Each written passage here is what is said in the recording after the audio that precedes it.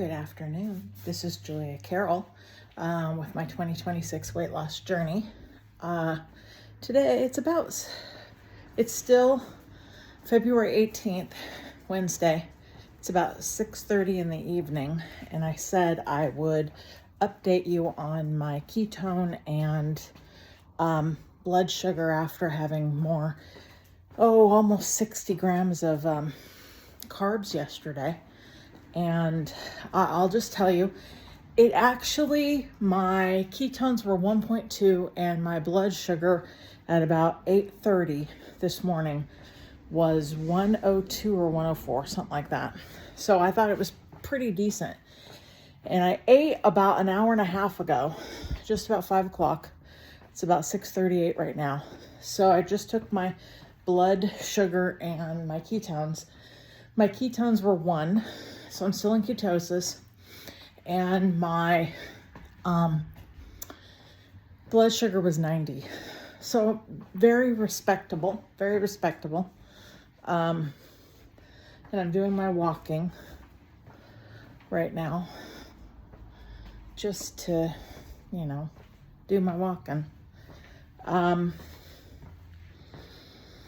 I don't really have anything too interesting to say. I thought I did well with the vegetables yesterday. Now, for lunch, I had a carrot. I had a little bit of red potato and my leftover Brussels sprouts.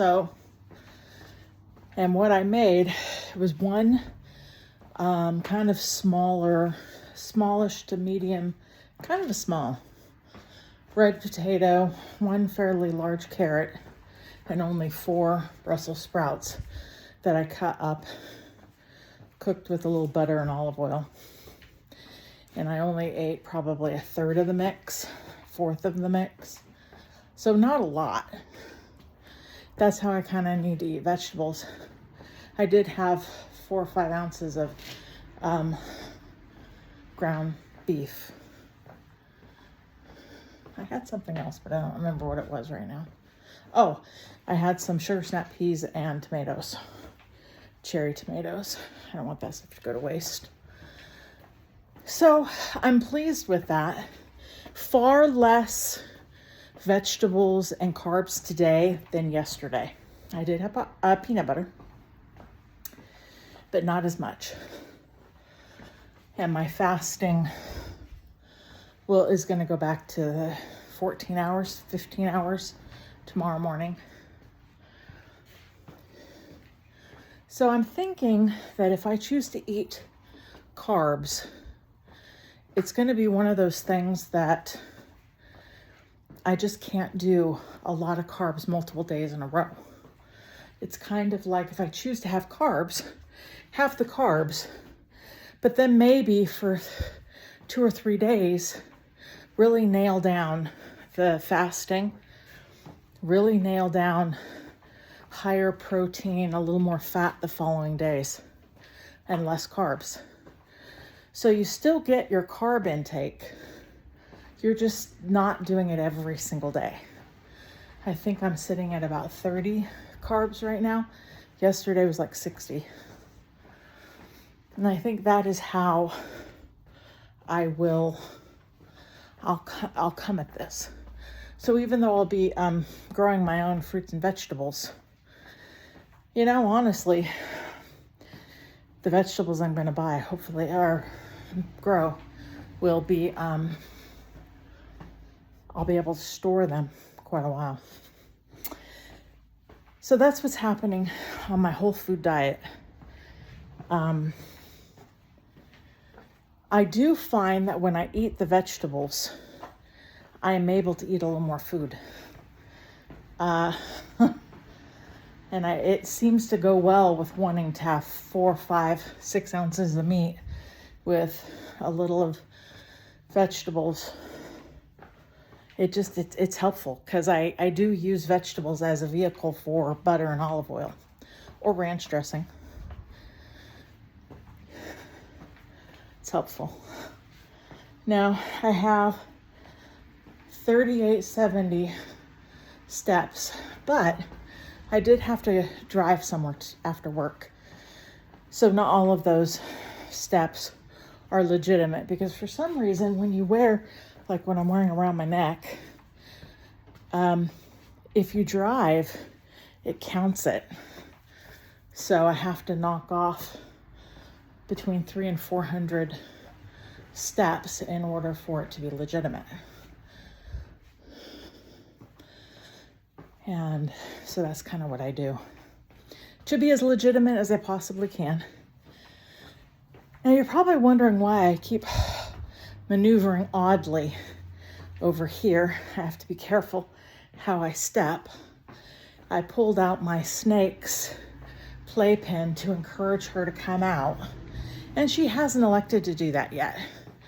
So instead of putting it back, I just walk around it, because while it's 6:30, I don't plan to go to bed before 9:30 or so.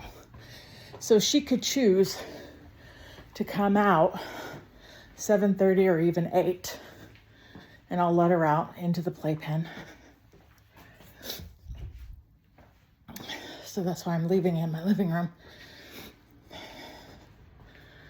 Ooh. So I got some bad news on my dad today.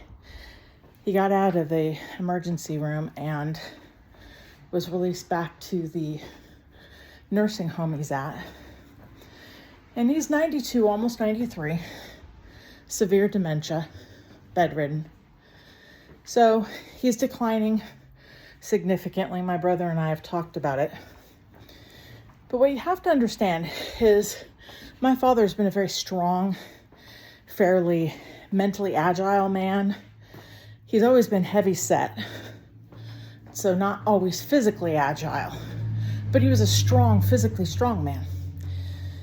So my brother and I would see his condition weakening through the years, last 10 years or so.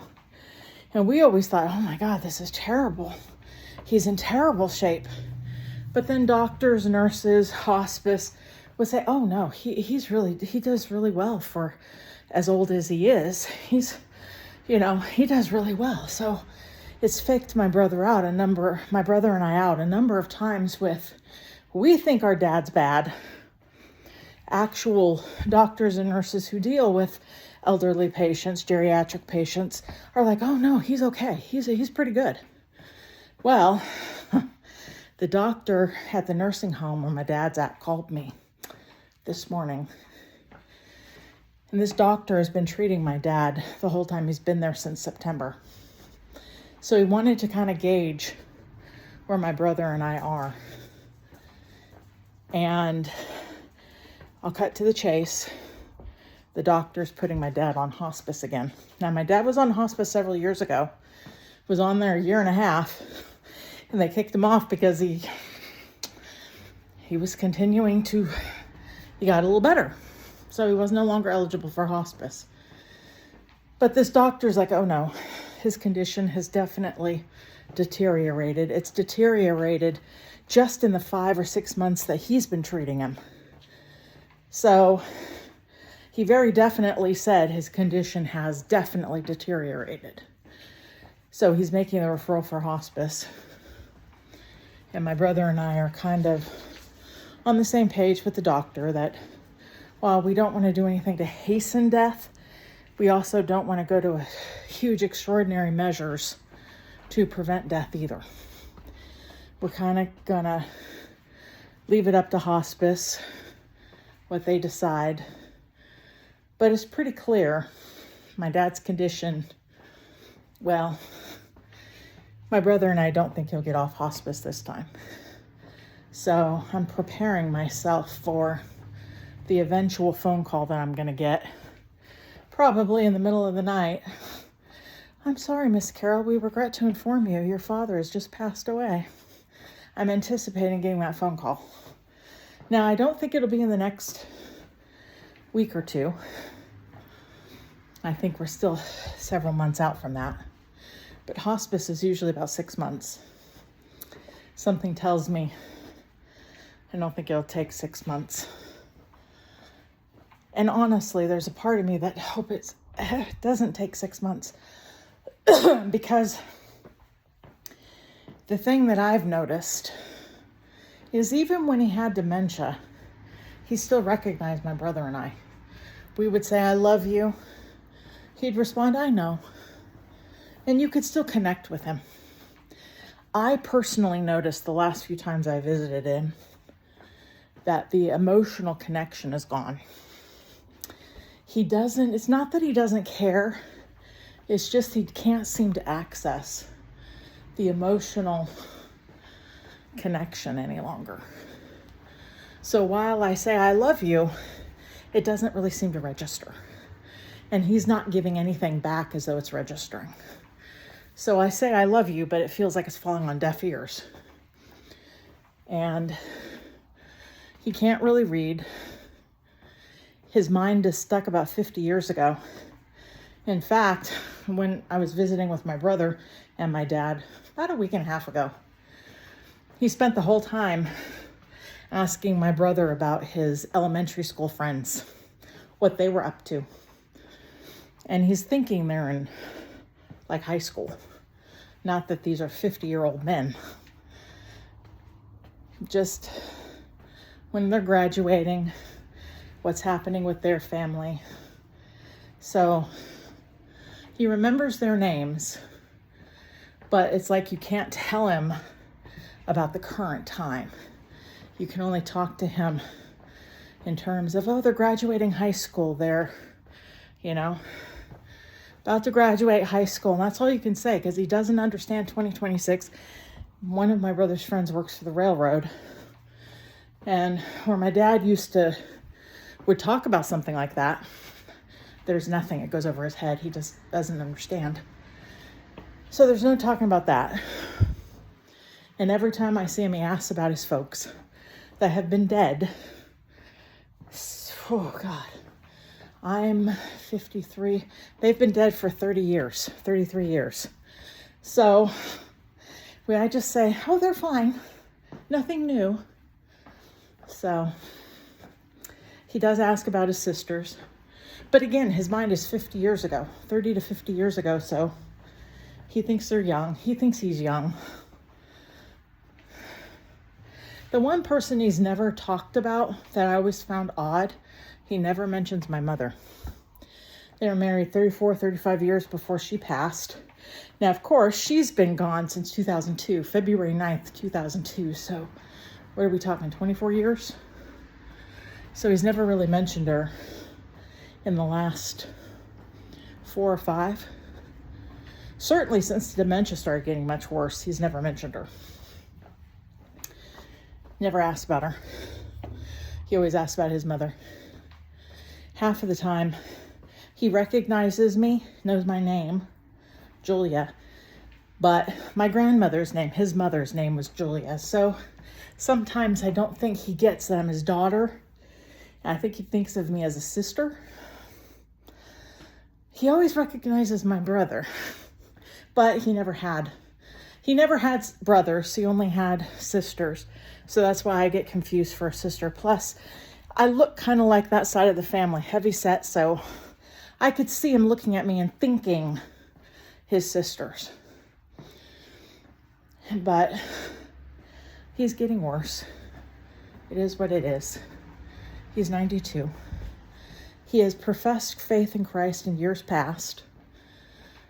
And I tried to talk to him about Christ the other day. And not only can he not understand, he can't hear. He has a hearing problem. Hearing aids don't work for him. Never really worked too well for him. So he doesn't hear and he doesn't understand. So I was trying to talk to him about Christ and it was just, nope, not understanding anything I said.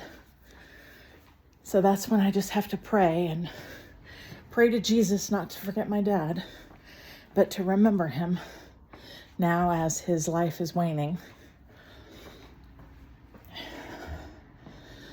And while I don't wish death on my dad,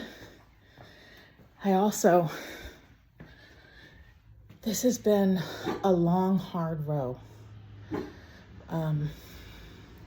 Elder care is no joke. It's a painful process. And taking care of infirmed elderly parents is not like parents taking care of their children. It's a very different animal. In a myriad of ways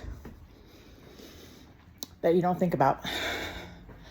Because honestly, when you're an adult, you have rights. Kids don't have as much rights as adults do. And let me tell you, when an elderly patient really can't hear and can't understand, you don't want doctors fiddle-farting around with, oh, we need to talk to them because you're not listed as, the person to talk for them. So then you have to go the whole rigmarole to get yourself as the power of attorney, all that stuff, just to be able to talk to doctors or deal with money aspects for a person who at this point can do nothing for himself. So it's a whole rigmarole that parents with young toddler-age children, even minors, don't have that. They don't really need the consent of their children to act on their behalf. So it will hurt when he passes, and I'm struggling because when the doctor confirmed that he was really deteriorating, have to admit there was a catch in my heart, tears in my eyes, and I felt very like, ooh, just pained. I just felt pained. Death is so final. But we're marching ever closer to that. And because I'm the one who's the power of attorney and I'm the primary contact, I inevitably am going to get the phone call. And all those phone calls happen first thing in the morning. Sometime after 12 o'clock, long about 1 or 2 o'clock is when it seems like people give up the ghost. And then you get the phone call at 2:30. And the first thought is, oh, they've died. So I'm not looking forward to that. But I anticipate hearing it this year. Probably within 6 months or so. So like I said, not fun. So I'm going to wrap this up. I've been walking a lot. I'm almost 5,000 steps. So pleased with that. So I will sign off and talk to you tomorrow. And today is in fact February 18th. So I'll see you on the 19th. Take care. Bye-bye.